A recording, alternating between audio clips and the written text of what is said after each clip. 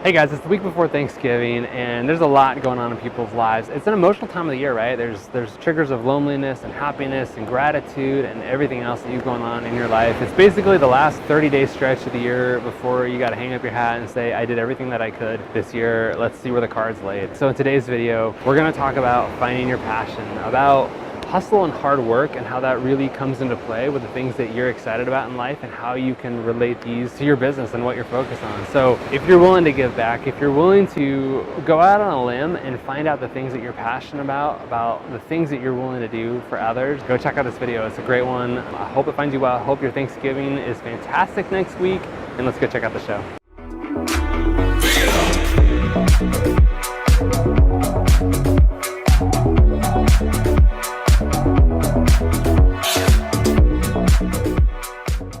Hey guys, and welcome to this week's episode of Facebook Friday. My name's Eric Hammond of the Orange Stack, and happy to have you here today. We're out in the sunshine. It's the week before Thanksgiving. I'm in Oceanside today. You got the pier in the background. I love the beach. I just love this spot. It's kind of a built-up jetty here that they have just along the strand, but what a fantastic place of Oceanside. Anyway, sun's out. It's an awesome day. So what are you guys doing in real estate? What's going on in your lives? I'd love to hear about it. You know, give me some comments, give me some feedback. Just let me know what you guys are working on right now. We've gone through a lot of really great content these last couple of weeks, and I'd love to hear your feedback on it. You know, what's working for you? How are your goals come along? What are some of the things that you're setting out to accomplish in 2019? I'm actually helping a friend right now publicize his planning event for 2019. He does this thing every January 5th, and it's really just painting out the picture of what, you know, the rest of that year is going to look like, and setting the foundation for what your life's going to be. So hopefully you guys are doing something similar to that. It's super bright, so I want to make sure that we're still on. Can't see anything on the screen. So today, this is an interesting topic for me. I've always been taught, like, work hard, put your head down, hustle, get stuff done, right? Like, just that attitude. There's even a quote yesterday that I was checking out from Damon John, you know, from Shark Tank, who talks about, you know, get up early, work hard, basically rinse and repeat. Do it every day, in and out, and don't complain, and just get it done. But the question I have today is, hustle and hard work really the only way, you know? Is there anything else that you could maybe think about? Obviously there's getting lucky, there's winning the lottery, there's, you know, just windfalls that you can have in your life, inheriting a business, things like that. But when it comes down to just being average for everybody, you know, what are you going to do in your life to make things happen? And if hustle and hard work's not the solution, then what is? And that's what we're going to talk about today. You know, I love Grant Cardone, I love Gary Vee. We talk about them a lot in these videos. They produce great content. There's a lot of really good things that they teach. Grant Cardone teaches HustleCon, a fantastic event all about, you know, just hustling your life. I even created a customized license plate for my car so I could remember the principles that I learned from Grant. You know, he's got this theory of 10x, which basically means that if you're trying to accomplish a result, you're probably going to have to do 10 times more than you originally thought, which is going back to that hustle, you know, doing more than you originally planned, setting out to go bigger, and, you know, failing at a higher level, things like that. So check out my license plate if you ever get a chance. It's basically 10x WIT. Try to figure the rest of it out. But, you know, there's 3 questions that I want to get into today and really help you guys, I guess, think about what you can do besides hustling your whole entire life. And obviously hustling makes sense, but as I put in the comment, if you're hustling in the wrong direction, are you ever going to get where you want to be? There's an analogy of an airplane, and if it takes off and it goes 1 degree to the right of where it was intended to go, it can end up thousands of miles away from its wanting to be destination. So if you guys are hustling and getting up every single morning and just driving hard and pushing hard and working 20 hours a day and sacrificing time with your family,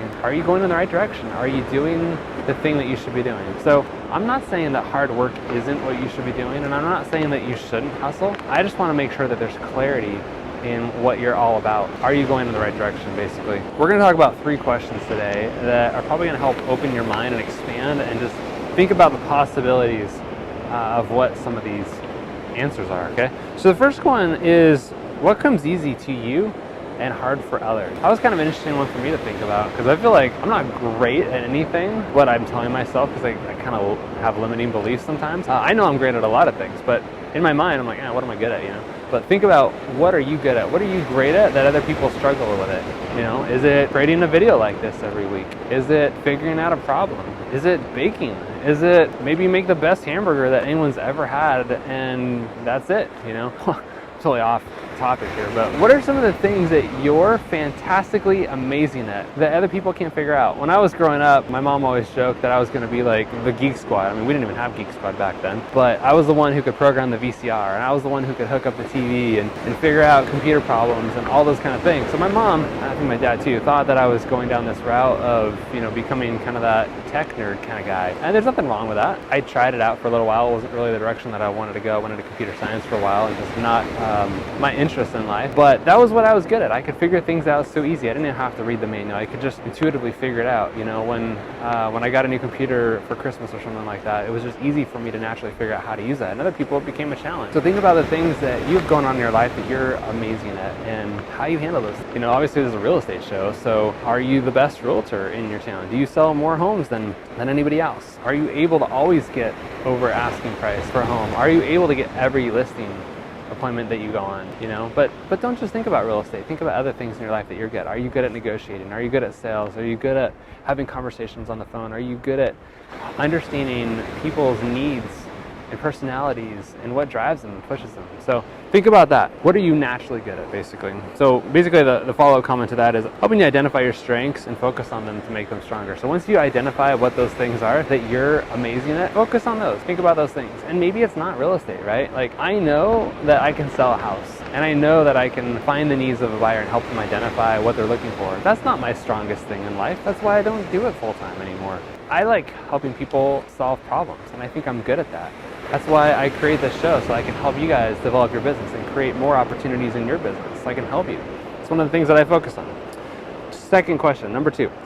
What would you do nonstop even if you didn't get paid? I remember being asked that question in high school, thinking, you know, what is it that you like that if money wasn't an object, what would you do? And the answer isn't, I'm willing to do anything for free. You shouldn't do things for free. If you're the best at what you do and you're better than anyone that you know, you need to charge. You know, don't give the friends and family discount. Don't give your services away. There's a limiting belief by you doing that. So figure out what it is that you're fantastic at and what you love to do and that you do it anyway, right? And find out those things. So what would you do for free? Again, I remember growing up, I loved to work on cars and I loved to surf. That's why I'm at the beach. I thought, man, I would love to own a surf shop someday. I didn't know that those guys could actually make money. But I talked myself out of it because of the money. I thought that if I chase some of these dreams and these passions that I'm excited about, I'm not going to be able to support myself. So I gave up on those dreams. I probably could have owned, you know, some type of a car dealership or a mechanic or a surf shop and made crazy money because I was passionate about it. But the thing is I talked myself out of it because I thought there was no money. So just because you'd be willing to do it for free doesn't mean that there's not money to be made.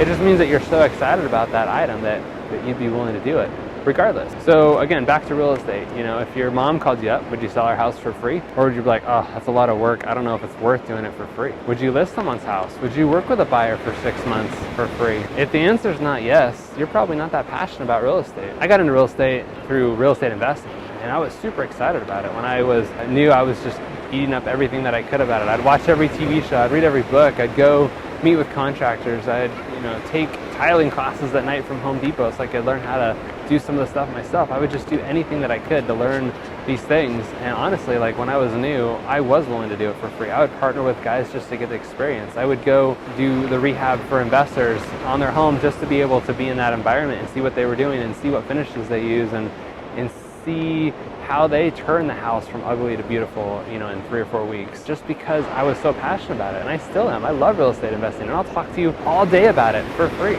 because it's something that I'm super excited about. I shouldn't, but I do. And so think about those things that you're ultimately passionate about that you'd be willing to do for free. Number 3 is, how can you give back and service others? Again, not for free, but what are some ways that you can take your passions, the things that you're interested in, the things that you would be willing to do for free, but give back to others? Like I was saying before, I was willing to help others on their flips. I was willing to help others acquire rental properties. I was willing to go door knock and phone call and, do short sales and all that kind of stuff for free just because I wanted the experience and I knew that it was helping somebody else. I knew that it was helping the homeowner sell their house and I knew that it was helping the investor buy buy their house. There's so many people that call me up about marketing every single week and just say, hey, I'm stuck, I need help with this. And I offer, a free quick call, just say, hey, let me help you work through some things. Let's have a conversation about what's going on in your business. Let's see what's working and what you got stuck with and where things may have went south and how we can improve on these results. I had 4 conversations this week alone with realtors who were like, look, I've been doing this for the last 2 years and it's not working anymore. What could we do different? And we brainstormed about some ideas and came up with some really good options for them.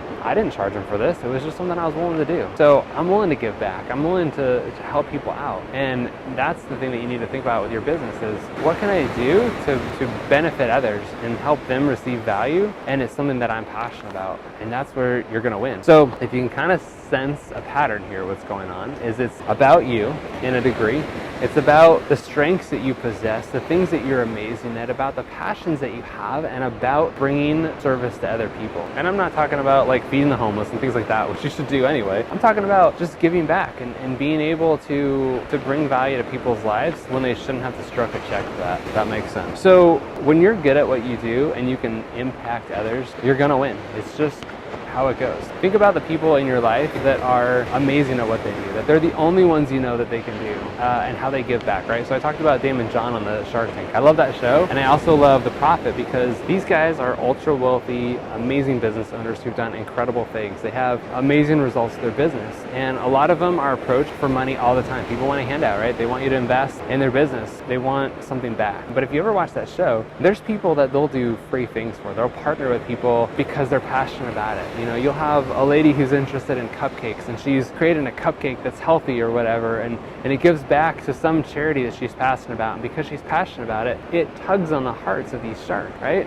And I know that they are called sharks and they sound greedy and they seem like they're going to take advantage of people's company and they want 51% or more of people's businesses, but that's not what they're all about. They're about providing opportunities and giving of the resources and their time, talents, and energy to help those who need it. So again, you're probably asking, Eric, what the heck does this have to do with real estate? How am I going to take this show and turn it into real estate? Guys, there's people that need help in your life all around you every single day. There's people with needs that you have no idea. There's people struggling emotionally, mentally, physically, in their house, in their situation.